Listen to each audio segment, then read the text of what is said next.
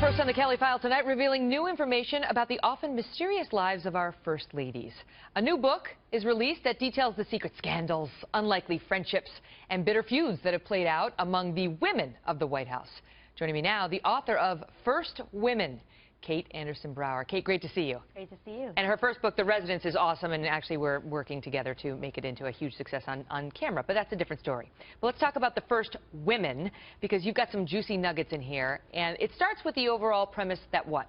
Well, that there's a sisterhood among these women that transcends political party. You know, you have Republicans who are friends with Democrats, Hillary and Michelle, for instance, not getting along so well, and these are two Democrats who you would expect to get along.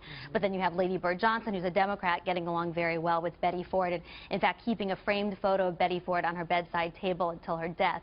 And the idea is that these people know what it's like to be in the White House. It's one of the hardest jobs, being First Lady. You're a wife, you're a mother, you campaign very hard for your husband. They go through these tumultuous campaigns, and they're the only people who know what that's like. On the sisterhood front, you talk about the 2008 election when Hillary Clinton cried before New Hampshire, and an aide to Laura Bush said, "Oh, that's a publicity stunt." Exactly, and Laura Bush said, "You have no idea what it's like." And Laura Bush did the same thing when Michelle Obama said, "You know, I'm proud of my country for the first time." Laura Bush, in an interview later, said, you know, she probably didn't mean to say it quite like that.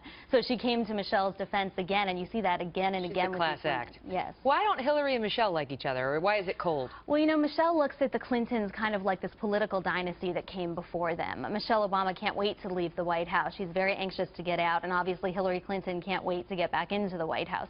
So they're incredibly different women, and that then speaks to that, you know, Hillary and Michelle really have very little in common, but yet Michelle has so much more in common with Laura.